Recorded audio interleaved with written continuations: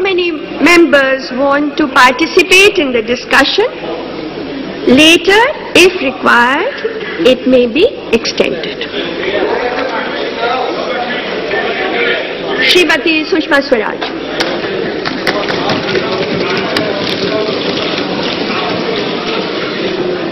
धन्यवाद अध्यक्ष जी। अध्यक्ष जी, आज नेता सदन ने लोकपाल के गठन से संबंधी सारा पिछला विवरण देते हुए एक विस्तृत वक्तव्य सदन के सामने रखा है। मैं उसी पर चर्चा करने के लिए खड़ी हुई हूं। अपनी बात शुरू करने से पहले मैं सदन के सभी साथियों से एक निवेदन करना चाहती हूं कि आज ये सदन बहुत ऐतिहासिक चर्चा कर रहा है। चर्चा 7 घंटे की हो, 8 की हो या 10 घंटे की हो या बढ़ाकर 12 घंटे की कर दी जाए, लेकिन चर्चा शांति से होनी चाहिए। और मैं अपनी तरफ के भी तमाम साथियों से कहना चाहती हूं कि हो सकता है मेरी कोई बात उन्हें नागवार गुजरे, जिसके कारण वो थोड़ा उत्तेजित होने लगे, तो भी आप शांति बनाए रखिए। और आपसे भी कहना चाहती हूं कि अगर मेरी कोई बात पसंद ना आए तो आपके जो वक्ता बोलने वाले हैं वो उसका जवाब दें, जितनी मर्जी आक्रामक भाषा में दें, लेकिन कम से कम हम आज देश को ये दिखा दें कि आपने इस संसद के व्यवधानों को तो देखा है, लेकिन ये संसद इतनी शांति और संजीदगी से चर्चा कर सकती है, ये भी आज देखें। अध्यक्ष जी, मैं सबसे पहले सदन को एक जानकारी देना चाहूंगी कि 4 अगस्त 2011 को इस सरकार के द्वारा प्रस्तुत किया गया ये विधेयक लोकपाल का पहला विधेयक नहीं है। 9वीं बार लोकसभा में लोकपाल विधेयक आ रहा है, 9वीं बार। इससे पहले 8 बार लोकपाल विधेयक अलग अलग लोकसभाओं में प्रस्तुत किए जा चुके हैं।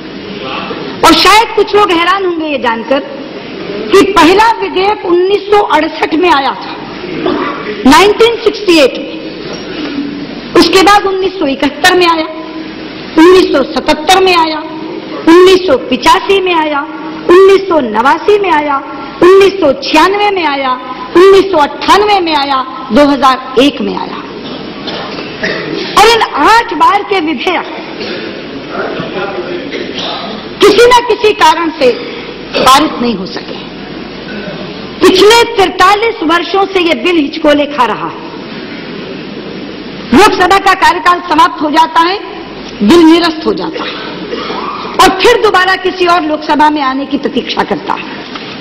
हमारे समय में भी 2 बार ये विधेयक आया, 1998 में, 2001 में, हम भी पारित नहीं करा सके। यूपीए के 7 वर्ष के कार्यकाल में ये पहली बार विधेयक आया है। इसलिए इस बार मेरा विनम्र निवेदन ये है कि जो बार बार टीम अन्ना आपको टाइमलाइंस दे रही है, जिसको सुनकर शायद कुछ लोगों को बुरा लग रहा है कि कोई हमें डिक्टेट कैसे कर सकता है, कोई कैसे कह सकता है 4 दिन में पारित करो, कोई कैसे कह सकता है इसी सत्र में पारित करो। उसके पीछे ये पृष्ठभूमि है कि 43 वर्षों से हम इस बिल को पारित नहीं कर सके। मैं अपने कार्यकाल को भी दोषी मानती हूं, क्योंकि हम भी 2 बार लाए, 1998 में लाए, 2001 में लाए, पारित नहीं करा सके। लेकिन आज देश हमारी तरफ देख रहा है और इसलिए अंदर से मेरा एक विश्वास ये कह रहा है that every idea has a time, हर विचार का एक समय होता है और आज इस विचार का समय आ गया है। ये सदन इतिहास रचेगा और ये इतिहास बिल्कुल निरस्त नहीं होने देगा, बल्कि ये सदन हिंदुस्तान को एक प्रभावी और लोकपाल, एक मजबूत लोकपाल इस देश को देने का काम करेगा। और इस विश्वास का एक कारण है, वो कारण है कि ये बिल एक जन आंदोलन बन गया है। आज से पहले जितने भी विधेयक अध्यक्ष जी आए वो चंद बुद्धिजीवियों तक सीमित रहे। बिल आता था, 2-4 सेमिनार्स हो जाती थी, बिल कब आया, कब गया, कहां गया, इसके बारे में आम जनता को पता नहीं होता था। पहली बार जन लोकपाल बिल के आंदोलन के नाम से अन्ना हजारे जी ने इस बिल को नीचे जनता तक पहुंचा दिया और जनता ने इसे अपना भी लिया और इसे पारित कराने का बीड़ा भी उठा लिया। इसीलिए जो दृश्य हमें देखने को मिलते हैं, लाखों लाख लोग हाथ में तिरंगा पकड़े भारत माता की जय बोलते, एक दूसरे को जय हिंद कहते, वंदे मातरम का उद्घोष लगाते, एक ही बात कह रहे हैं, भ्रष्टाचार मिटाओ, जन लोकपाल लाओ। एक जन आंदोलन बना है ये, और ये जन आंदोलन भी अकारण नहीं बना। एक दिन पहले अपनी बात कहते हुए मुझे केवल 2 ही मिनट मिले थे, तो मैंने कहा था कि इसका कारण है पिछले 2 वर्षों में उजागर हुए हुए भ्रष्टाचार के कांड। बीते समय में भी भ्रष्टाचार के विषय आते रहे हैं, कभी देश भ्रष्टाचार मुक्त रहा हो ऐसा नहीं, लेकिन पिछले 2 वर्षों में भ्रष्टाचार के कांडों ने हदें पार कर दी, एक के बाद एक के बाद एक, और राशि इतनी बड़ी बड़ी कि सुनकर मन बौखला जाए। और आरोप विपक्ष के नहीं, जिसके ऊपर कोई मोटिव लगाया जा सके, कहा जा सके कि विरोध के कारण कर रहे हैं। सारे के सारे आरोप सीएजी की रिपोर्ट के आधार पर, और सीएजी वो संवैधानिक संस्था है अध्यक्ष जी जो सरकार का लेखा जोखा देखती है, जिसका नाम ही है कंट्रोलर एंड ऑडिटर जनरल, सरकार का लेखा जोखा का महालेखा परीक्षक और नियंत्रक।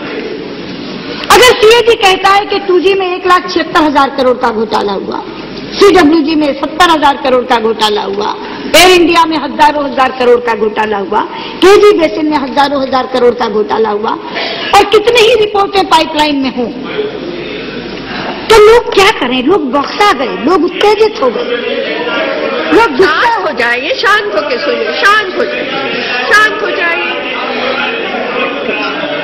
और लोगों के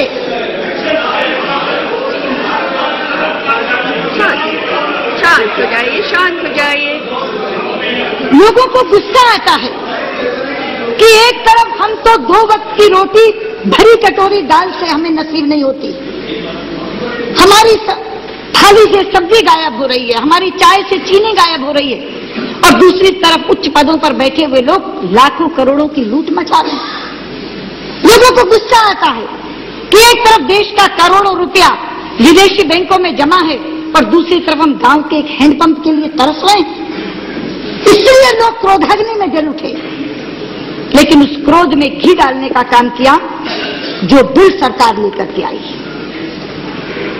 लोग पूछते हैं कि जिस सरकार की नाक के नीचे भ्रष्टाचार हो रहा है, उसके नेता कहते हैं भ्रष्टाचार हटाने के लिए प्रतिबद्ध हैं, तो वो प्रतिबद्धता दिखाकर एक ऐसा हथियार तो लाओ, एक ऐसा बिल तो लाओ जिससे ये लगे कि वो भ्रष्टाचार से लड़ सकेगा।